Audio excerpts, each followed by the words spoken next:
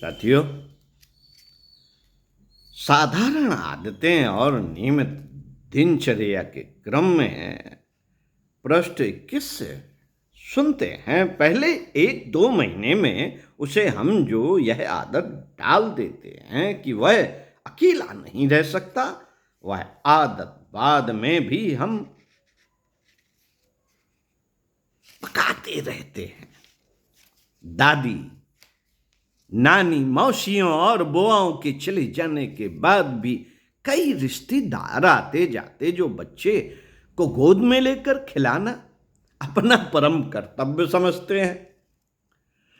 उनके अतिरिक्त अड़ोस पड़ोस की बहुत सी लड़कियां होती हैं जो आकर बच्चे को खिलाती रहती हैं। इन सब बातों का परिणाम यह होता है कि अकेला न रहने और चारपाई पर न लेटने की आदत बच्चे को पड़ जाती है। बच्चा जब भी रोए तो उसे गोद में उठा लिया जाता है। बच्चे की यह आदत माँ के लिए बड़ी कष्टदायक बन जाती है। क्यों? क्योंकि उसे गृहस्थी के काम धंधों की ओर भी ध्यान देना पड़ता है। बच्चा यदि अपनी कोई बात मनवाना चाहे तो रोने लगता है। रोना उसके लिए एक हथियार का काम देता है जिसकी सहायता से वह अपनी मनमानी पूरी करा सकता है। माँ चाहे थोड़ी देर तक उसकी परवाह न करे, किंतु अंततः पीड़ा छुड़ाने के लिए, पीछा छुड़ाने के लिए बच्चे के हट के सामने सिर झुकाना ही पड़ता है।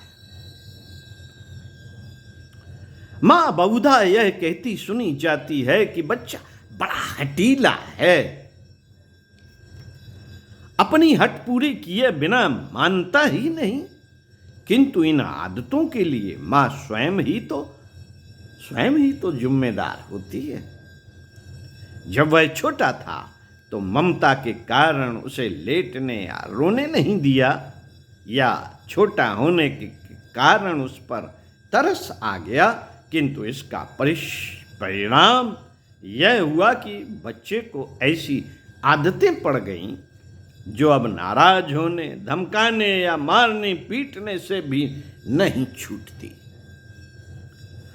जिस घाव के साथ, जिस चाव के साथ हम बच्चे की प्रतीक्षा करते हैं, यदि उतने ही चाव के साथ हम उसके जीवन को सीधे मार्ग पर चलाने का प्रयास करें तो वह हमारे लिए इस तरह संकट का कारण न बने। हमने उसके भोजन के संबंध में कभी कोई उचित योजना नहीं बनाई, उसके कपड़ों की ओर कभी उचित ध्यान नहीं दिया, उसकी दिनचर्या के संबंध में कभी सोच विचार से काम नहीं लिया। बच्चे के माता पिता ने कभी ठंडे दिल से यह सोचने का प्रयत्न नहीं किया कि उनके बच्चे की भलाई किस बात में है। पिता अपने कर्तव्य की इतश्री इतने में समझता है कि वह रुपया कमा कर ले आवे और जो कुछ बच्चे को की माँ कहे वह बाजार से खरीद कर ला दे। जो कुछ बच्चे की माँ कहे। यही कारण है कि माँ बच्चे को एक संकट समझती है। संकट,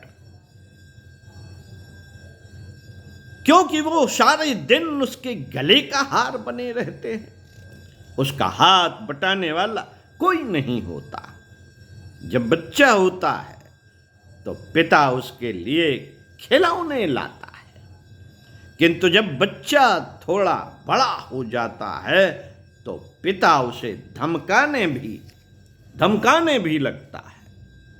और कभी कभी बच्चे को पिता की मार भी खानी पड़ती है। जब माँ बच्चे को स्वयं सीधा नहीं कर पाती तो वह उसकी सारी शिकायतें उसके पिता से करती है। पिता उसके लिए एक हवा बन जाता है जिससे वह सदा भयभीत रहने लगता है। हम बच्चे की बातों को अपने ही दृष्टिकोण और नाप मानों से जांचते रहते हैं। हम यह भूल जाते हैं कि हमारे अंदर भी बचपन में यही इच्छाएं उत्पन्न हुआ करती थी और अब हमारे बच्चों में उत्पन्न हो रही हैं। इस समस्या का हल यह है कि बच्चे की इच्छाओं को बचपन के नाप मान से नापा जाए और सदा बच्चों के व्यक्तित्व और भलाई को सामने रखा जाए। निसंदेह इसमें बच्चों को साफ सुथरा रखना चाहिए। निसंदेह हमें बच्चों को साफ सुथरा रखना चाहिए, किंतु हमें उससे यह आशा नहीं रखनी चाहिए कि वह सदा कुर्सियों पर बैठा रहे और नीचे फर्श पर उतरकर अपने कपड़े गंदे न करे। इसी तरह हमारी यह इच्छा होती है कि बच्चे हमें तंग न करें, किंतु इसका यह अर्थ नहीं होना चाहिए कि हम उनकी आवश्यकताओं और इच्छाओं की बिल्कुल परवाह न करें। यह ठीक है कि रोने वाला बच्चा हमें परेशान करेगा, किंतु हमें यह न भूलना चाहिए कि केवल बीमार बच्चा ही सदा चुपचाप रह सकता है। हम चाहते हैं कि बच्चा हमारे कामों में हस्तक्षेप न करे और हम आराम के साथ अपने कामों में लगे रहें, किंतु यह तभी हो सकता है जब उन्हें व्यस्त रखने का कोई उचित प्रबंध कर दें। छोटे बच्चे के लिए दूध पीना या सोते रहना यही तो काम नहीं है। उसके विकास के लिए कई और चीजों की आवश्यकता होती है। उसके लिए कोई काम जुटाना हमारा परम कर्तव्य है।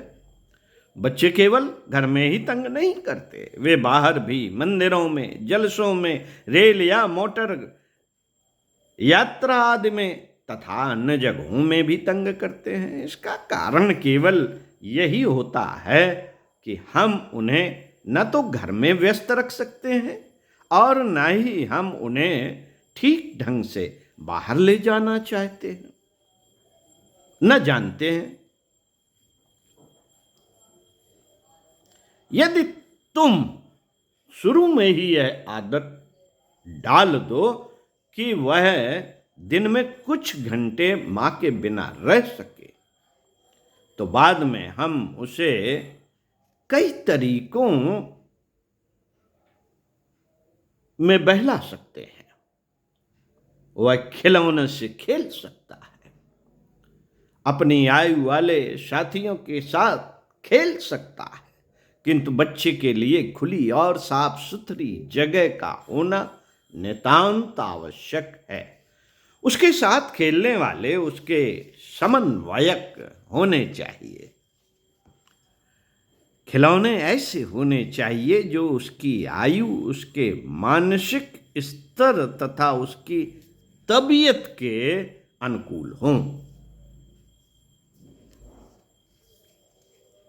साथियों, इस संबंध में अगले वीडियो में इसी पुस्तक हमारे महान उत्तराधिकारी लेखक पंडित श्री राम शर्मा आचार्य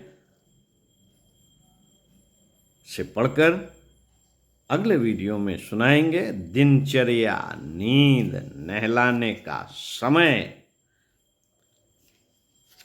और नियमित दिनचर्या का आदि बनाए। सुनते रहिए कुछ अच्छा और पढ़ते रहिए कुछ अच्छा। स्वाध्याय, सत्संग, चिंतन मनन, अच्छी बातों का यदि जीवन में उतर गया और ये दिनचर्या का एक अंग बन गया, तो साथियों, मेरा अनुभव है कि आपका दृष्टिकोण भी बदलने लगेगा। ओम शांति।